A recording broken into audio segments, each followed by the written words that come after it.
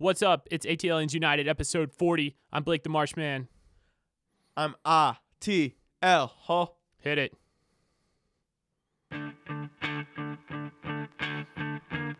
Look, if you had one shot, one opportunity to capture and make it to the Eastern Conference Finals, would you capture it? Atlanta, you just let it slip. Yo.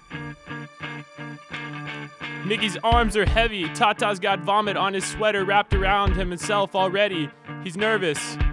On the surface, I don't have any more rhymes. Blake, we gotta cut this. We gotta introduce the show. We got a show to do, man. Sorry, man. It's the 16th anniversary of 8 Mile. I just was pumped up. Yeah, but we're number 17. Oh, man.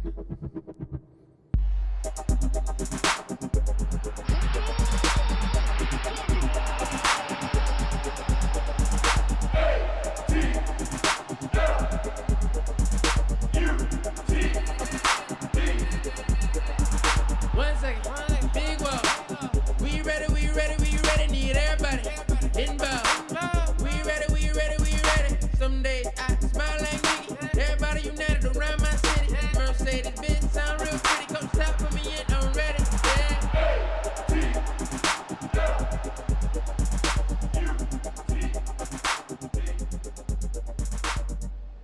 Thank you for bearing through that intro, our ATLiens family. I promise it sounded better the first time. I was like practicing in the bathroom, and I sounded just like Eminem. You're getting close. You keep working on those chops, and we'll release an album soon. It was supposed to be how like Tata, he was so nervous that he forgot the starting lineup, and the whole crowd goes so loud, and I was gonna throw in the whole Benz goes so loud, and time's up. All right, we're gonna cut you off there. God, man. ATLiens, hey, if you like us, give us a 5-star rating. Go to iTunes or whatever podcast app you're listening to. It really helps us out. 5 stars for the 5 stripes. Yeah, even review us. Tell us how dumb we sound or how great we sound, or just give us some good general feedback. You know, we always appreciate the feedback. Plug over. And Blake, we got a lot of stuff going on in Atlanta, but the most important thing is we got a home playoff game coming to the Bins on Sunday. It's leg 2, man. It's going to be huge. It's so huge. The Falcons playing earlier that day. We can tailgate while watching the Falcons, get rowdy and proud, and then just let all of New York know who Atlanta United really is. It's going to be an incredible game. And we got tons of Atlanta news, as always, to bring you guys. But 5:30 p.m., rumors that the roof is going to be open, a sold-out Mercedes-Benz, a chance at the Eastern Conference Finals berth. We're up 1-0 in this tie. It doesn't get any better than this, Joe. And top it off, it's Veterans Day. So I'm sure we're going to have a lot of appreciation for our military out there as well. So it's just it's a holiday. It's an Atlanta United holiday. It's a great day. And I'm excited, man. I couldn't be more excited for this Sunday. It's lining up to be spectacular. What else do we got going on in Atlanta, Joe? We got ATL is burning ball. What? It's a half dance party, half ball. You know, there's not much going on outside of the Atlanta United game. Yeah, it looks like it's put on by Red Bull. Looks like tickets are only like $10 or $15. Doors open at 8. This is Friday night. Georgia Freight Depot. Do you know where the Freight Depot even is? I've never been to the Georgia Freight Depot. No. Well, we have a lot of freight. We're a train city. Freight coming in, freight coming out. Speaking of freight, let's just go into the most important news. My chili. Chomp and Stomp. If you guys listened last week. Yeah, Blake. Cabbage Town, great little festival, bluegrass and chili competition, and a blind taste test by some esteemed executive chefs across Atlanta. My chili placed 25th out of 97 teams. Yeah, you're in the 73rd percentile, Blake, of Atlanta chili. Our goal was top third. So thank you to everyone that came out and supported Flavortown chili. It was a fun day. I just would say you gotta pace yourself when you're in the chili competition. I didn't do the best job of it. Next year we're going for top 10. That's our goal, and we might bring in our producer. She makes a fantastic hot sauce. We might bring that in next year. Yeah, well, fantastic hot sauce is going to pair very well with whatever you eat in the Gulch on Sunday, which is the real important deal. and the weather's looking pretty nice out there. There's not a big chance of rain, and it's going to be sunny, but a little chilly. A great time to tailgate. I know a lot of people are going to bring their own homemade chili, maybe some leftover from Chomp and Stomp, which I don't think there was any leftover. Usually all of that's gone within an hour. Yeah, it was gone. Our chili ran out in like an hour and 15 minutes, and we lasted a lot longer than most of the chili competitors. Yeah, there's little whispers, though, of the roof being open in Mercedes-Benz, and I know many of you fans are like me and just really hoping that that's true. I would love to see a playoff game with the roof open at night. It'd just make for a wonderful atmosphere. The other news is there's a lot of speculation as to who's going to hammer in the golden spike. And you remember last year we had Archie singing his "We Ready" chant and on the stage during the playoff game and got everybody so hyped up. What if we had someone like Ludacris come out this year? Luda, my pick, I think we should throw it way back. I'd like to see T.I. That'd be so dope. I would like to see T.I. And maybe not necessarily hammering in the golden spike, but he could do like the rap stage, and we can do a double celebrity exposition where someone hammering the golden spike could be a possible Atlanta Brave. Ender Inciarte made his way onto the Atlanta United website this week, and the Braves are in their offseason. There's plenty of chances to get either Inciarte or Acuna or Freddie Freeman to come hammer in the spike. Maybe bring their support. That would help the fans go crazy. Maybe bring CeeLo back for the national anthem. Let's just bring in all the celebrities, get everyone really hyped before the game. I'd like to see the roof open. Apparently they can open it in 8 minutes now. I'd like to see it open as the whole pregame ceremony is going on. I think that'd be pretty epic. Speaking of the stadium, I think this is something we've been talking about the national anthem. I just want to hit on this really briefly. If you guys have ever been in Mercedes-Benz and we're singing the national anthem, and you get to the line where it says "night" in our national anthem, you'll notice the entire supporters section shouts "Night!" Knights! And a lot of people are wondering why. Well, it goes all the way back. It's a cool story that most people don't know. This comes back to one of Atlanta's oldest professional teams, at least since I've been alive. The Atlanta Knights, they were a minor league professional ice hockey team in the International Hockey League from 1992 to 1996. They ended up moving to Quebec in 96. But everyone shouted "Knights" at that point in the national anthem. So a little Atlanta history for you. I digress. Like I said, Veterans Day, 5:30 p.m. kickoff in the Benz. Maybe we could bring in Andre 3000.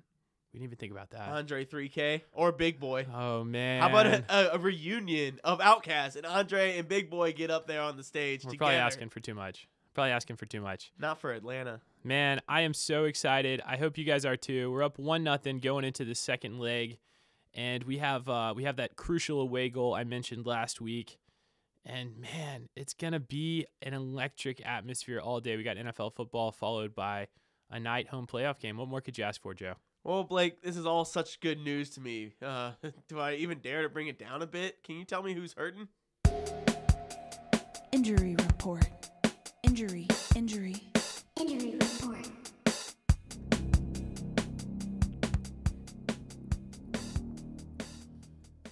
I'm hurting a little bit, not gonna lie. I had chili competition, and then I totally botched my take on Lose Yourself to open the show. Don't be so hard on yourself, Blake. That wasn't a bad take, and it was freestyle. I just expect a lot of myself. I try to come prepared every week to bring the heat. It was music to my ears. All of our ATLiens. And I'm very talented musically. We got a couple people that don't matter at all that are injured, and we're not even going to talk about them, but their last names are Zizzo, Ambrose, and Vasquez. Andrew Carlton is not going to be playing. He is actually up for USL Player of the Year because he played with Atlanta United 2, which is a division of Atlanta United. We're not going to talk about where they play. They also kind of play on a baseball field like New York City. But he had a great year in the USL. He got some good appearances at the MLS level. Again, a guy to watch out for. He's one of our own, Andrew Carlton, but he's not going to be playing this game. Chris McCann, nada. I like you, McCann. You've had some solid performances for us at center back when we were playing a back three. This guy, now that we're back to a back four, he's not a left back. We got Garza healthy, and we have a lot of options at left back because you know who it is. It's can you give us a rendition of one of the songs, Joe, that we got at left back now? I mean, You say goodbye. I say, Bello. yeah, we still got Bello in case Garza goes down again. Yeah, and Chris McCann will be out for 3 weeks, so he's out for the playoffs at this time. And if we advance further, he might be available on the bench. But that brings up a good point because Greg Garza is finally back. He played right before the playoffs, and he played a full game. And what an addition he was to our team. And we're going to talk a little bit more about Garza in the recap, but Garza just made such an impact and played the entire game this past it. It was wonderful. Yeah, and I think something to hit about Garza, Miggy comes back from injury, Tito comes back from injury, Garza comes back from injury. Miggy and Tito were dealing with leg injuries. Garza, I'm not surprised he's hit the ground running so well, no pun intended. Pun definitely intended. Pun intended, because he hurt his shoulder. I mean, he should have stayed in shape, lower body. I mean, I know you can't necessarily do the full running motion, moving your shoulders back and forth, but he should have been able to stay in pretty good shape, lifting weights, doing whatever he needs to be fit, at least from a lower body perspective, which the majority of soccer is played with your lower body. So I expected Garza to hit the ground running, pun still intended, and I'm honestly still even expecting him to do that. I've been blown away by how well he's transitioned back into the team since we lost McCann to that quad strain.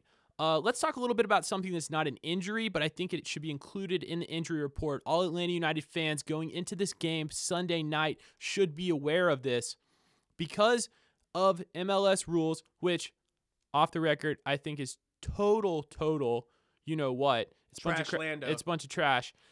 It's a bunch of Orlandville. 2 yellow cards means you're suspended for the next round of games. And we had 3 players pick up a yellow card in game 1. That was Joseph, Remedy, our goal scorer, and Tito Villalba. That would be a disaster if all 3 of those guys pick up a yellow card in the second game and we win, because that would mean we go into game 1 in the Eastern Conference Finals without 3 crucial players. And Joseph's yellow card was such a bogus little call. Yeah, it was a little petty, throwing the ball away. Like, he, little bit of his attitude got the best of him, and the ref punished him for that. But then you look at the whole scope of the game and how aggressive and how many no calls there were in the game, and you go back to that one yellow card they gave Joseph, it was almost like, how could you, ref? That was ridiculous. Oh, there's a lot of questionable stuff we'll get to later, but that's what I was going to get at in terms of the injury suspension report. Let's recap this first leg up at the baseball stadium in New York. And what a night it was. I still haven't slept well since it. It's just, my heart was fluttering all over the place, and we came out of that awful, what they want to call a soccer field, and it's not, of a stadium with a victory. You and me both. I still haven't slept well. I don't think I'm going to sleep well until the playoffs are over, which hopefully is a very long time from now. December 8th.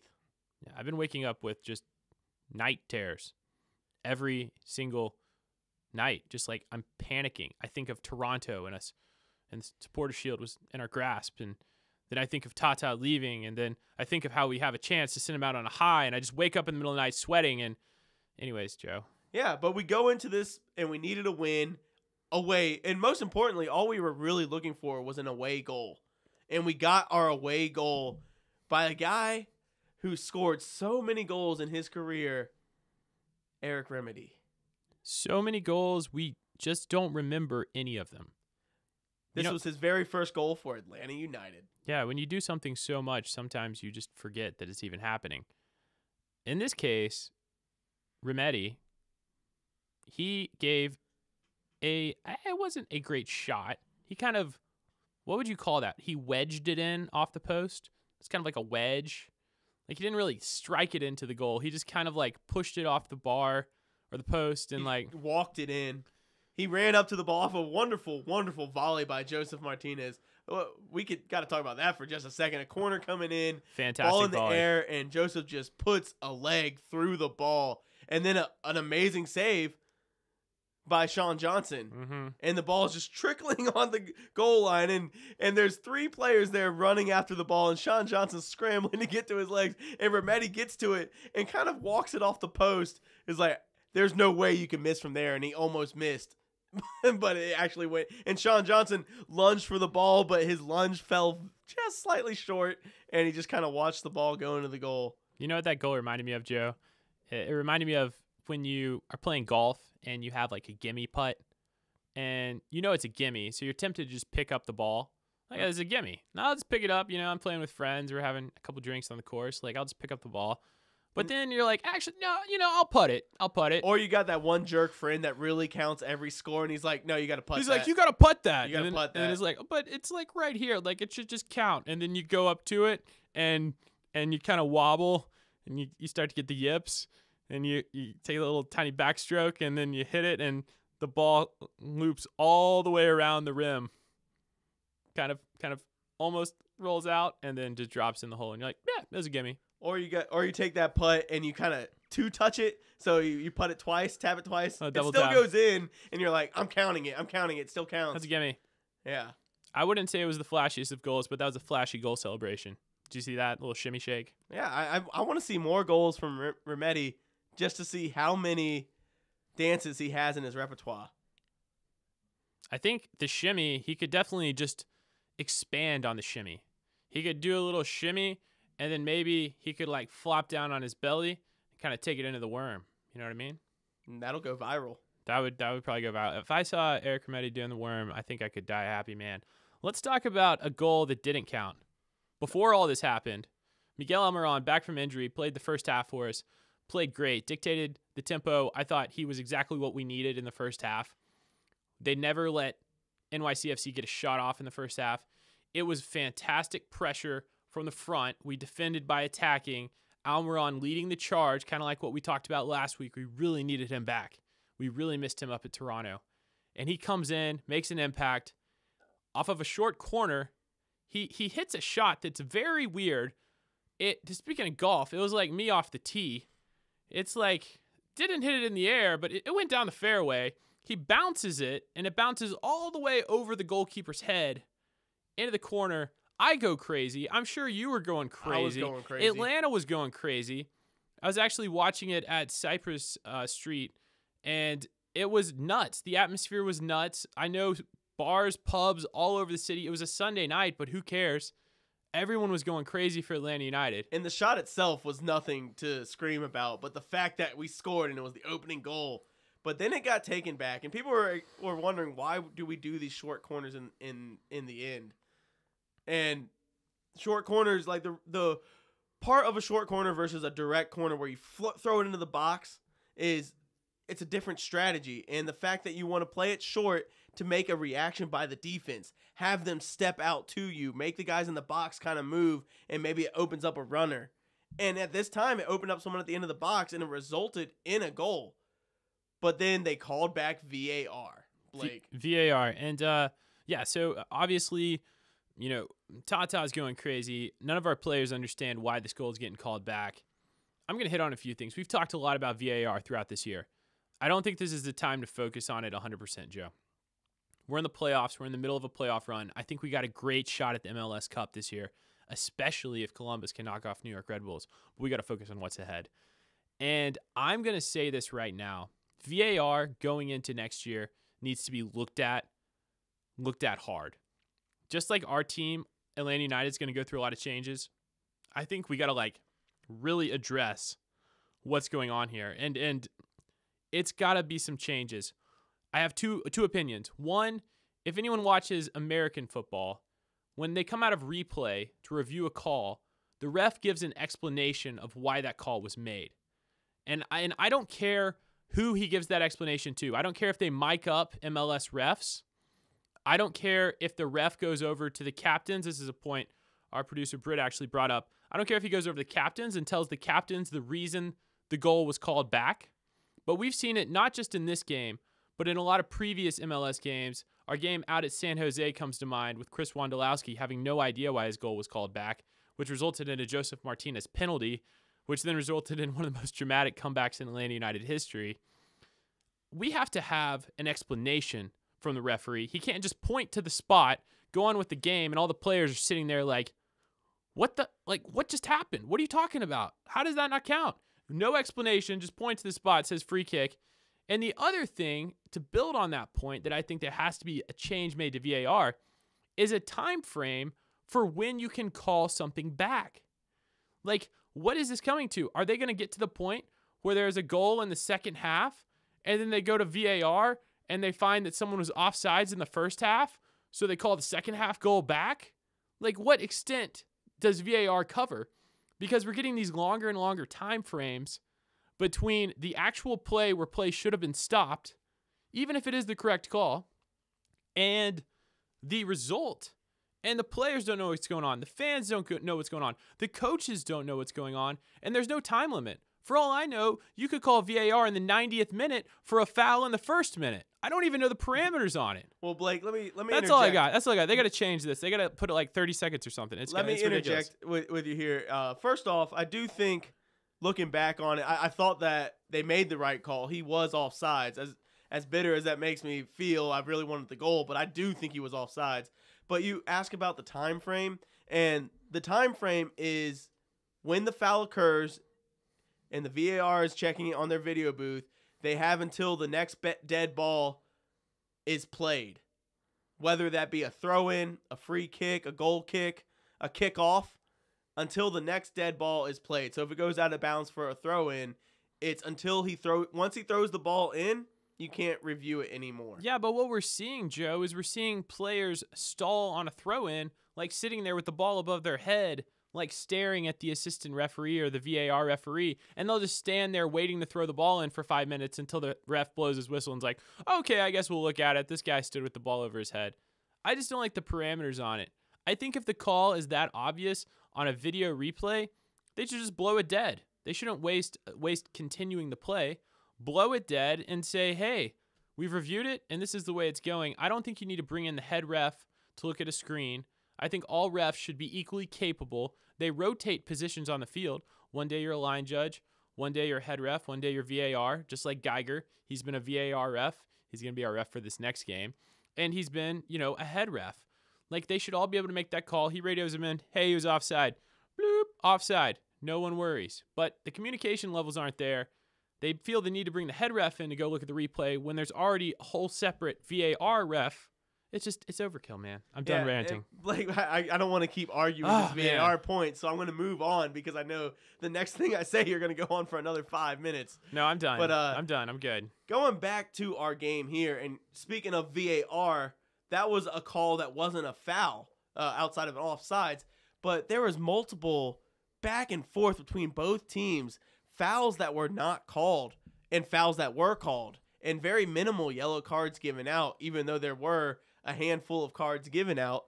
There were plenty of plays where guys were getting cleated. Guys were getting stepped on with their spikes up.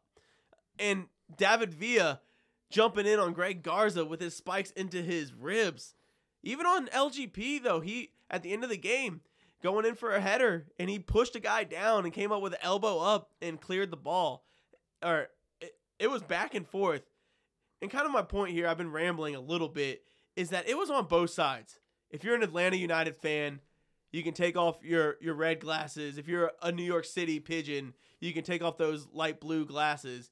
And you got to realize that the ref was making the calls poorly or good for both sides. He was very consistent in his calling. This game actually had the most fouls of one half in the first half of any MLS game, including the playoffs, ever. Most fouls in history. That's insane.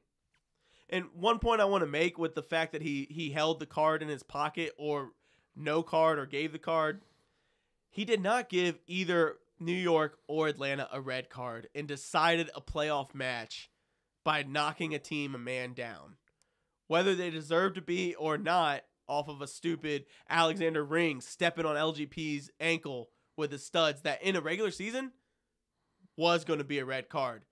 He decided to keep the card in his pocket and let them play on the crappy turf. It wasn't turf, just sod of dirt and I don't even know, sand that it was. He let them play. It's a baseball field. And that played into the strategy of the players, and they realized that they let them play. So the game started getting a little chippy and getting a little out of hand. And we had David Villa going up for a bicycle kick, and this could have changed the game. But Joseph Martinez makes a Superman dive, goes head first, sees the foot coming to his face, turns his back, shields himself. They collide. The ball hits him in the back. New York City ends up scoring on the dead ball play, but the ref had already called the foul. That could have changed the game tenfold. But in the end, I think the ref made the proper call because it was a dangerous play. Yeah, I mean, bicycle kicks are fantastic to watch when you're not being marked closely, but you normally see a bicycle kick when a player is in space. I know you looked this up, Joe, of like what actually constitutes, like reckless play.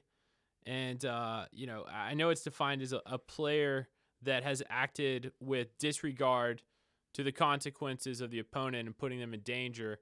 I think the bicycle kick definitely warranted that, and it was the right call. I think it was the right call, but it's the only thing that the Pigeons have in their defense as to why this game should have been a different result.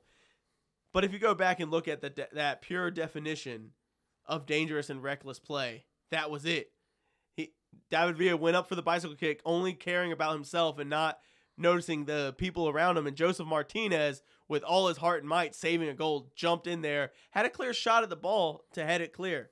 Yeah, and I mean, at the end of the day, soccer is what soccer is. You got to get the ball first. You can't hit the man first.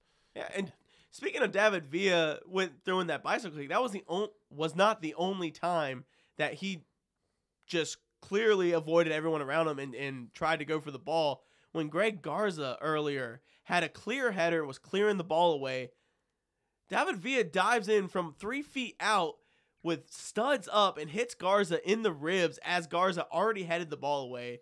That was a clear foul that could have been cautioned.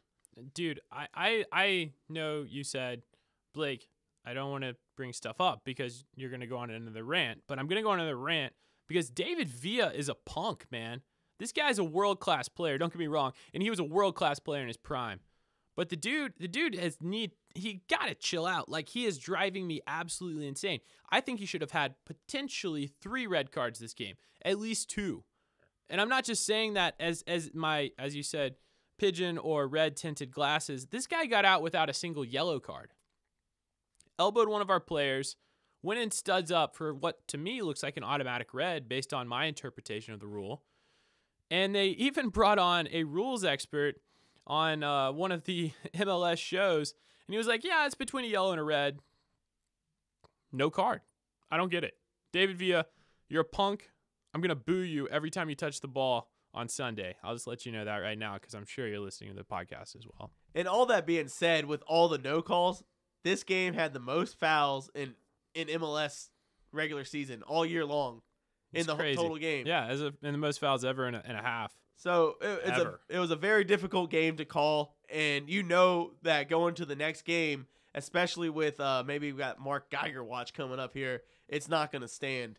Dude, speaking of watches, I think we almost forgot a crucial match, just a crucial one of the game. I mean, it's time for another Joseph Martinez. Yes, it's time once again to talk about our favorite player's hair. And I know this is what you guys have all been waiting for. It's been a long week. You guys are like, wow, it's Friday. We got a game coming up. What are we going to do? We're going to talk about Joseph Martinez's hairstyle. Joe, what the heck did he come out in this playoff game with? And I'm not hating. This was a totally new Joseph. This wasn't going back to periwinkle or even gray Joseph. It was close to the gray Joseph. Remember we had the silver fox earlier in the season, maybe preseason, where he had it was almost a mohawk style and it was shades of gray and we called it the silver fox. But this one was just like straight grandpa. Yeah, our producer Britt also dyed her hair. Apparently her and Joseph were texting, and I thought I saw some purple in this. I don't know about you. You maybe had a better HD TV than I was watching on. I was watching on multiple TVs, and even between the color differences that you see in a bar and a TV, it looked purple on several of the TVs. So I'm not going to say it was a purple hair, but it was a grayish purple. Maybe it was a primer and he was just getting it that softer shade, and then Sunday he's going to come out with red and black stripes. He's going to come out with 5 stripes in his hair. Yeah, and maybe... wouldn't that be awesome? Joseph Martinez coming out with the 5 stripes in the hair? That would be sick.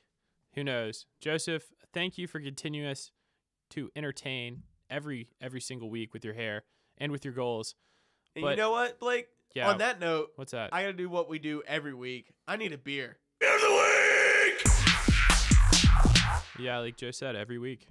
And what do we got this week, Joe? We got a great beer this week in just paying homage to the wonderful tactically sound game and coaching to Tata Martino.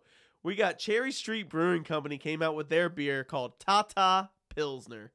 I thought this was a joke when you first picked it up, but no, it's called Tata Pilsner, and let's spike one home. ATL.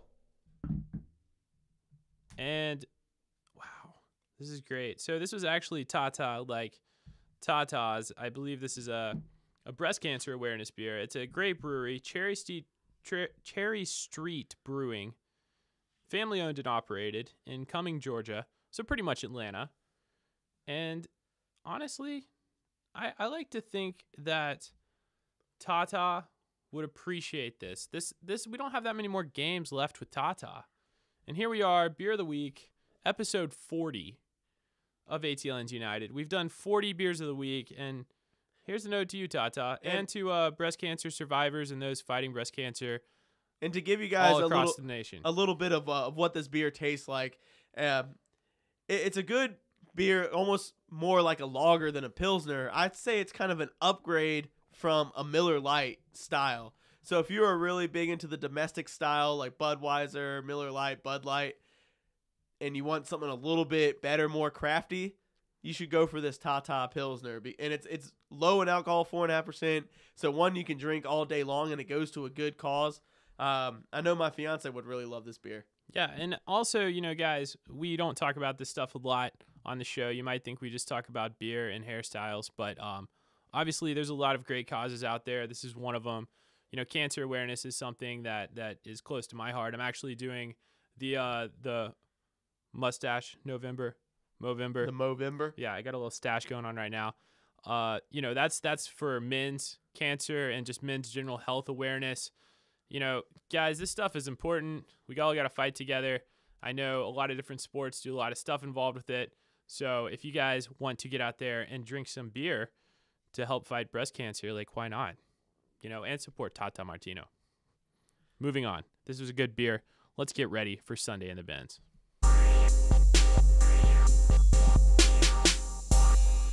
And we're coming home to a packed out stadium.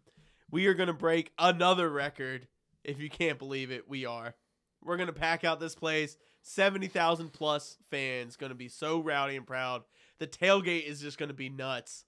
And hopefully that roof is open coming to the Bends. Yeah, there was a chance we were going to get an early kickoff that would have coincided with the Falcons game, which would not have given us as much tailgate time. But when the times came out for this game, I was so pumped. I mean, it's perfect. You got work the next day, but it's like you're going to get home at still a decent hour, unless you're just out all night celebrating the victory, which I hope we are. But 5:30 kickoff in the Bends. Only really bad news is that Mark Geiger has been announced the head ref. Geiger! Oh, we mentioned it a few times earlier, and you guys already know if you're avidly checking all the Atlanta United streams and websites. But Mark Geiger was announced. And as we talked about in our recap of the last game, how it was such a tough and tight game and so many fouls, you know Geiger's not going to stand for that. And he's going to be a guy that will give a yellow card early just to try to control the game. And if the players don't react to it, he's going to kick someone out. Yeah, I mean, this guy always gives out red cards. He always gives out yellow cards. I think if he was reffing the game last Sunday, we would have seen a couple red cards, probably on both sides of the ball. And speaking of last Sunday, one of the things that players and coaches do before a game, they don't only preview and get ready for who they're playing. They also prep players for who's reffing the game. And so last Sunday, they probably scouted this ref and said, hey, they even said it during the match on the feed because I wasn't there live. I watched it. But he's given out the fewest yellow cards in the MLS this season. He let the boys play. He let them play, but both coaches knew and the players knew that they let them play. So tactically coming into this game, Tata Martino is going to have his boys prepared that you know that this guy, Mark Geiger, is going to give you a yellow card if he has an opportunity. So he is going to get us to play a cleaner game than we played last week and to really keep it tight. And those guys like Remedy and Tito Villalba and Joseph who already have yellows, they really need to know that they have a target on their back and they need to play the cleanest game that they've played. Yeah, I mean, you know I like quotes when I come up with quotes and when I also get quotes from players. Larry came up, he said this about just kind of the situation with yellow cards, Geiger. He said, you have to be careful. I think you don't want to do anything stupid like throwing the ball away, yelling at the ref, or getting a yellow not during the run of play. But you can't give up the aggressive nature that you're playing the game with. You have to leave it to the referee. If you're on a yellow, you have to be careful. 4 games is difficult to not pick up 2 yellow cards, but you really can't change your game. And I think we can't change our game, but I don't think we can get any stupid yellow cards, especially from the players we talked about, Joseph, Remedy, and Tito. Don't be stupid. If Remedy makes a game-saving tackle and he picks up a yellow card because he goes in a little bit late and we end up winning the game, like that's a yellow card that's worth it, in my opinion, Joe. Yes. But if he just gets a stupid yellow card for like kicking the ball because he's frustrated and he misses the next game, like that's what we got to avoid this game. And that's more talking to Joseph Martinez is the guy that's going to kick the ball being That's frustrated. true. That's the guy with the attitude. But you're right. You're spot on. And hair. And Larinowitz is spot on. So coming into this game, we did what we had to do in New York. We got the 1-0. We got an away goal, and we got the win. It's very good. Huge. It would have been even better if we were able to put in another goal or two. We could have been a cakewalk at this point. But we got what we got, and now we got to come out with a tactical plan. And so what does New York City have to do when they're coming in with the mindset of now they're down 1-0, Blake? They got to score 2 goals. And if we score a goal, then they got to that's still good enough for them. I mean, they're going to have to score at least 2 goals to get through. And a 2-1 New York City victory would push them through. Even though we'd be tied on aggregate, we talked about it last week, that would put them with more away goals. Yep. So they need a 2-0 or a 2-1 win. So they're going to come out guns blazing. So actually, any New York City win with scoring 2 or more goals and New York City wins puts them through automatically. Yeah. If they win 1-0, it'll go to extra time, and then if it's still tied 0, if extra time goes goalless, it'll go to penalties. Atlanta scores in extra time, we advance off of a tiebreaker. If New York scores in extra time, they advance. And breaking it down a little further, you're looking back. When has Atlanta United been shut out in the bins? It's been a long time. I looked it back. I looked it up. It happened twice this season. One time I'm not going to count because it was U.S. Open Cup. We threw out a half scrap lineup, so I'm throwing that out. The other time, we played Sporting Kansas City, and that was a game we lost 2-0. We had a red card given out by yours truly, Mark Geiger. And that was the only other time Atlanta United's ever been shut out in the bins. Because Geiger gave a red card to Brad Guzan, who you know good and well if Geiger wasn't reffing the game, Guzan would have made a clean tackle, and we would have saved the game. We would have won 5-0. Yeah. I digress. Yeah. Let's break this down a little further. I have some more to say about how we go about this tactically, especially with this 1-0 lead. But let's break it down. We're drinking Tata Pilsner. It's time for Tata's Tactics.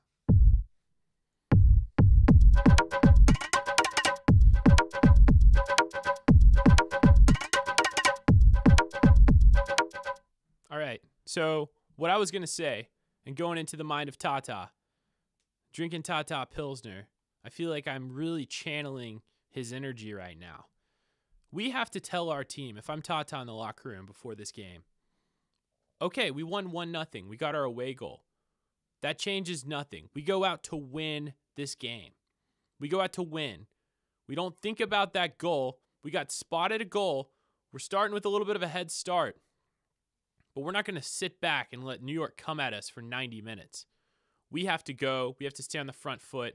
Maybe absorb a little pressure and hit them on a quick counterattack, especially if Tito starts and he's healthy and Miggy starts and he's healthy. Our speed down those wings.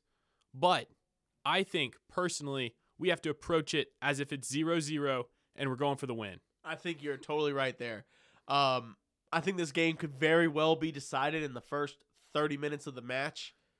You know, what happens if New York comes out in the first 10 minutes and scores a goal? It's game on. Level playing field. We're all tied up, and it's game on. Except maybe they have the advantage at that point because one more goal and they got the tiebreaker. So also flip that on its heels. And what happens if Atlanta United goes out first 10 minutes and gets a goal? Then it doesn't change much, and that's what's hard because New York needs 2 goals no matter what. And in my opinion, I think that's dangerous. If we go out and we get up 1-0, we're gonna be like, oh, we're up 2-0. They get 2 goals. I've seen it happen before. 2-0 lead in soccer is a very dangerous lead. I'd like to see us go out to score 2, just like New York is going out to score 2. I think that's the approach we got to have. We need 2 goals, and we should get through. Yeah, and I agree. So with Atlanta going out with the first 10 minutes scoring a goal, and they need to keep the pressure on. But it's those first 30 minutes, and Atlanta's actually been a team, those first 15 minutes a lot of times are chaotic and hectic. At times we've seen them come out and score first, but a lot of times we see them come out and start very slow, and you don't want New York to get right back in this game right at the beginning. So that's just one thing to think about. And another thing Tata's got to be really thinking is, what did we do well in New York? And I think the compact field in New York really helped us play a good, solid defensive game where we put out our 4-man back line and we put 2 center defensive midfields just shielding them right in the middle of the field on that narrow pitch. I think it was very much a tactically well-played game on a narrow pitch because we compacted the midfield, especially defensively, and that's what allowed New York City to not get off a single shot during the whole game. Yeah, I mean, honestly, if you look at this game and the way we played, I don't think we can play the same game just because of the pitch size. I'm not saying we have double the size to play in, but I think this caters to our style a little bit more. I know that they tied us the last time we played New York City in the Bins. That was a fantastic goal. I believe it was Ring that knocked it in. Am I right? It was Alexander Ring, yeah. Alexander Ring. And he hit a fantastic strike. I remember I was devastated after that game that we walked away with a draw. But besides that, if we can control Villa around the box, I feel like wide open spaces and a free roaming pitch favors our players more than it favors their players. Would you agree with me there, Joe? So I think we got to play as wide open and as wide, when I say wide open, in terms of width as possible. Garza, Escobar overlapping.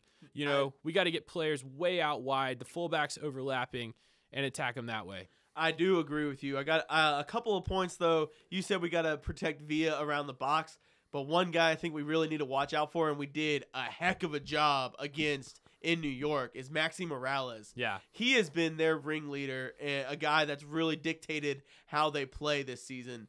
And we did a really great job at keeping him just kind of pigeon-toed, pun intended, in the left wing side instead of letting him get free in the center of the field and dictating the game. So if we can, again, like you said earlier, spread him out wide and be able to play wide ball and keep Maxi Morales contained, keep David Villa contained as well, I think we can control the game like we did in New York, but a little bit different tactically. I think the Pigeons are going to come at us with all they got, and they got nothing to lose here. Obviously, they have a world-class player in David Villa. I mean, we cannot underestimate, no matter how much of a punk he is, no matter how much I would punch the guy in the face if I was given the opportunity, with no remorse whatsoever. No remorse.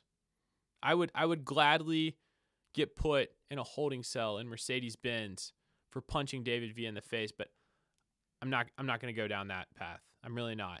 So, Blake, anyways, going back to tactically, we know that was tactical. That was your tactics. If I run on the field and punch David Villa in the face, that would be tactical for me. I mean, yeah, I'd get thrown out of the game. It might be the second consecutive home playoff game that you wind up in the cellar of Mercedes-Benz Stadium. That might also be true. But, I would be right there with you because I wouldn't let you go alone. Yeah. And this time our roles would be reversed, where you were the antagonist and I was just having your back. So I guess it's time we tell this story, and we weren't planning on doing this, but we'll just leave it at this, and we'll get to the full story in a later episode. But last playoff game where we were eliminated by Columbus Crew way back over 12 months ago, Joe and I finished the game once the game was over. below Mercedes-Benz, deep in the depths. We've hinted at it before in a holding cell. We're not going to get into details quite yet. I mean, basically, we'll get there. I had my Brad Guzan flag, and I was waving it extremely passionately during penalty kicks, and the security guard didn't like me waving the flag, and he decided to arrest me for it, and then you told the cop to say something that I'm not going to say over the radio, and Blake, I got to stop. I'm done. Yeah, we'll get into more details later, but Joe and I just, that's how we ended up in this studio deep down below in the depths of Mercedes-Benz, is because unlike most Atlanta United fans, we've actually been deep down in the depths. And, yeah. But you know what, guys? It's playoff game. We're back in Mercedes-Benz Stadium. Atlanta United already proven that they can win a playoff game. It's time to get pumped. It's time to get rowdy. You guys go drink some beers. Atlanta brewed beers, especially. Bring your flags. Bring your flags. Bring your drums. Bring your singing song voices. I want to hear us sing louder, sing prouder than the rest of the world. And let's go get a win this Sunday and go to the Eastern Conference Championship. One shot, one opportunity. Thanks for tuning in. We'll see you guys in the bins. Woo! ATL. Joe.